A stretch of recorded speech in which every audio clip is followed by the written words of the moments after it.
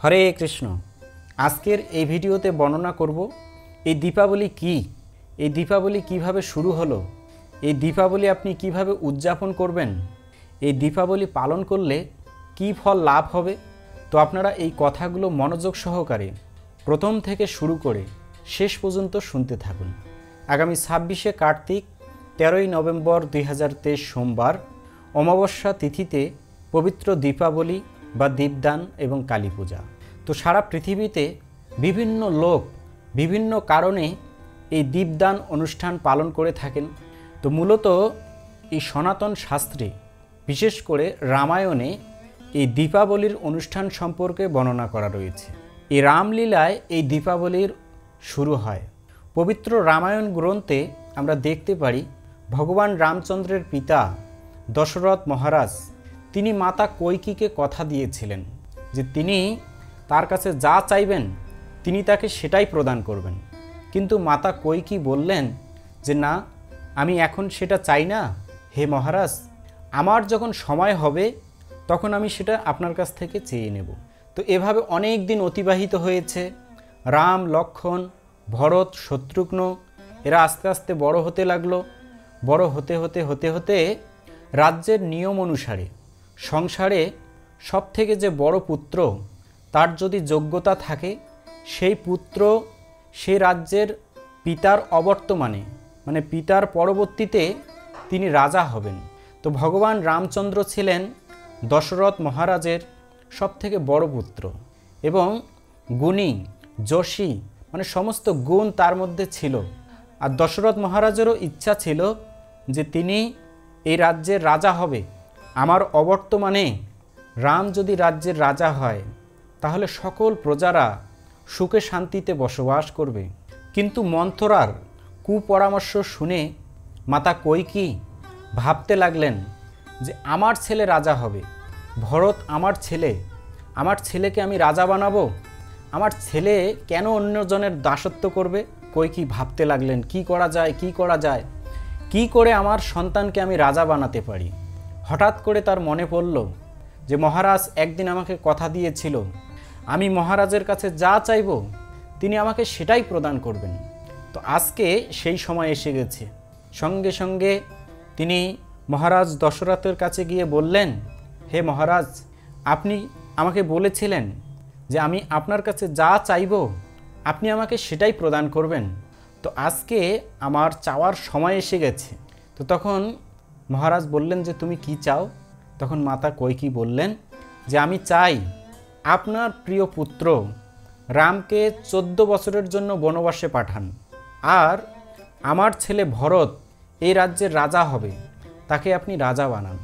এই কথা শোনার সাথে সাথে মহারাজ খুব দুঃখ পেলেন যে এটা কিভাবে সম্ভব, রামকে বনবাসে পাঠাবো, এই রামের মতো সন্তান, মানে এটা তিনি কল্পনাও করতে পারেননি যে কিভাবে মাতা কৈকেয়ী এ কথা বলতে পারে। তখন মহারাজ বলতে লাগলেন যে কৈকেয়ী তুমি অন্য কিছু চাও, আমি কিভাবে রামকে বনবাসে পাঠাবো, না না না, এটা হতে পারে না। তখন কৈকেয়ী বললেন যে হে মহারাজ, তাহলে কি আপনি আপনার এই যে কথা দিয়েছিলেন সেটা কি তুলে নেবেন? সকলের কাছে আপনি প্রমাণিত হয়ে যাবেন যে আপনি কথা দিয়ে কথা রাখেন না। শেষ পর্যন্ত সেই কৈকেয়ীর কথা শুনতে তিনি বাধ্য হলেন। রামকে 14 বছরের জন্য বনবাসে পাঠানোর জন্য বন্দোবস্ত করা হলো। আর এদিকে ভরত সেই সময় সেই রাজ্যে ছিলেন না, তিনি অন্য কোথাও ছিলেন। তিনি এটা জানতেই পারেননি যে রামের মতন দাদাকে বনবাসে পাঠানো হচ্ছে।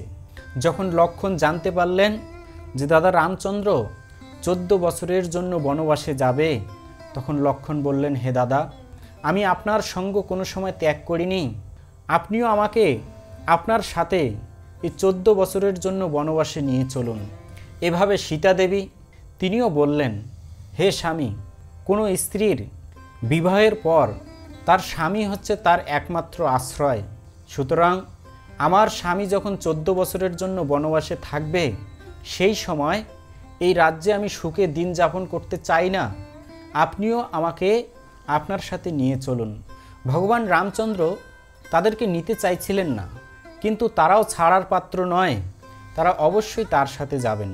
শেষ পর্যন্ত ভগবান রামচন্দ্র, লক্ষ্মণ এবং সীতা দেবী তিনজনেই 14 বছরের জন্য বনবাসে যাওয়ার জন্য প্রস্তুত হলো।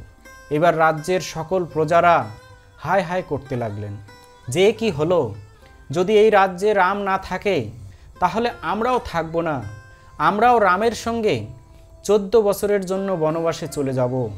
সমস্ত প্রজারা অনেক কান্না করছে, অনেকে খাওয়া দাওয়া ছেড়ে দিয়েছে, অনেকের চোখে ঘুম নেই। এই যে এটা কিভাবে সম্ভব, রামচন্দ্র বনবাসে যাবে?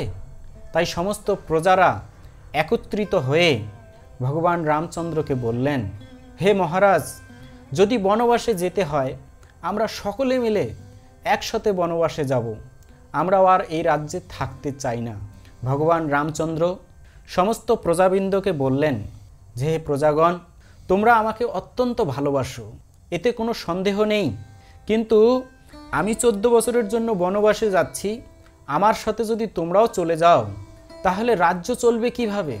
আমার আদরের ভাই ভরত কিভাবে এই রাজ্য চালাবে? এর জন্য তোমাদেরকে এই রাজ্যে থাকতে হবে। কিন্তু প্রজাবৃন্দ কোনোভাবেই ভগবান রামচন্দ্রের কথা শুনতে চাইছেন না, যে না, আমরা রামকে ছাড়া এই রাজ্যে এক মুহূর্ত থাকতে রাজি নই, আমরাও রামের সঙ্গে বনবাসে যাব। তো সমস্ত প্রজারা ভগবান রামচন্দ্রের সঙ্গে বনবাসে যাবেন বলে রাস্তায় হেঁটে হেঁটে ভগবান রামচন্দ্রের সাথে পথ চলছেন। আর ভগবান রামচন্দ্র রাজ্য সুমন্তকে বলছেন, হে রাজ্য সুমন্ত, যদি সমস্ত প্রজারা আমার সাথে যায় তাহলে আমার 14 বছর বনবাসে থাকা হবে না, আর আমার পিতার যে আদেশ, আমার পিতার দেওয়ার যে কথা, সেই কথা আমি রাখতে পারবো না। তাই দয়া করে ভাবুন, চিন্তা করুন কিভাবে এই প্রজাদেরকে ফিরিয়ে দেওয়া যায়। তো ভগবান রামচন্দ্র নিদ্রা দেবীকে স্মরণ করলেন, আর নিদ্রা দেবী সঙ্গে সঙ্গে তার সামনে এসে বলছেন, হে প্রভু, কেন স্মরণ করেছেন আমাকে? তখন ভগবান রামচন্দ্র বললেন যে, আজকে যখন আমরা বিশ্রাম নেব নদীর তটে, সবাইকে গভীর ঘুমে আচ্ছন্ন করে দিবে, আর সেই সময় আমি সকলকে ছেড়ে 14 বছরের জন্য বনবাসে যাব, কারণ আমার পিতার দেওয়ার কথা আমাকে অবশ্যই রাখতে হবে। তখন নিদ্রা দেবী বললেন, তথাস্তু, তাই হবে প্রভু।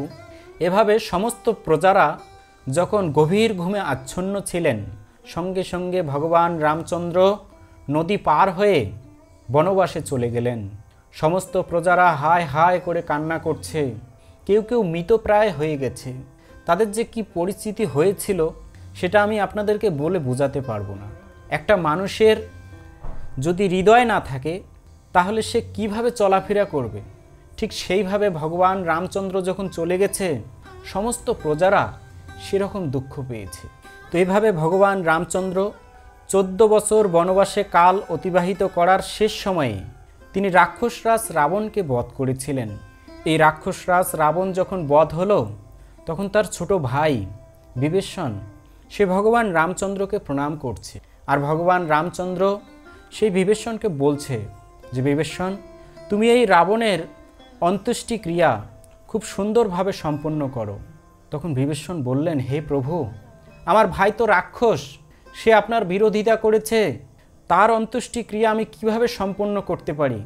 তখন ভগবান রামচন্দ্র বললেন যে, যদিও সে আমার বিরোধিতা করেছে, কিন্তু সব সময় সে আমাকে শত্রুভাবে হলেও স্মরণ করেছে, আর যেহেতু তুমি ওনার ছোট ভাই, তার এই অন্ত্যেষ্টি ক্রিয়া অবশ্যই তোমাকে সুন্দরভাবে সম্পন্ন করতে হবে। তখন ভগবান রামচন্দ্রের নির্দেশে তো রাক্ষসরাজ রাবণের অন্ত্যেষ্টি ক্রিয়া সুন্দরভাবে সম্পন্ন হলো। এবার ভগবান রামচন্দ্রের অযোধ্যায় ফেরার পালা, মানে অযোধ্যায় ফেরার সময় এসে গেছে।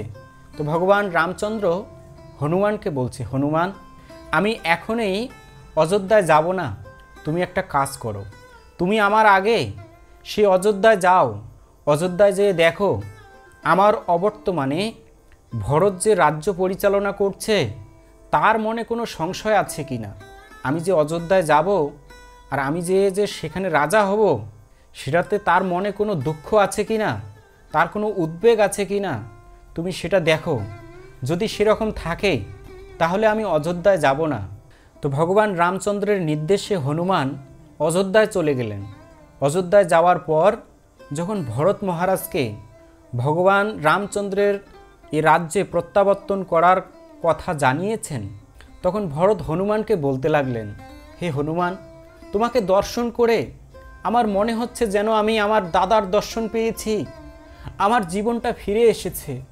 এইভাবে তিনি কান্না করছেন যে আজকে আমি আমার আনন্দ আর ধরে রাখতে পারছি না। সমস্ত রাজ্যবাসীকে বলে দিলেন যে ভগবান রামচন্দ্র এই তিথিতে প্রত্যাবর্তন করবেন, অর্থাৎ এই অমাবস্যা তিথিতে সমস্ত রাজ্যে প্রদীপ জ্বালানো হবে। আমার দাদা যখন আসবে তখন যেন এই রাজ্য অন্ধকার না দেখে। তো এদিকে ভগবান রামচন্দ্র কিভাবে অযোধ্যায় প্রত্যাবর্তন করবে সে তো অনেক দূরের কথা।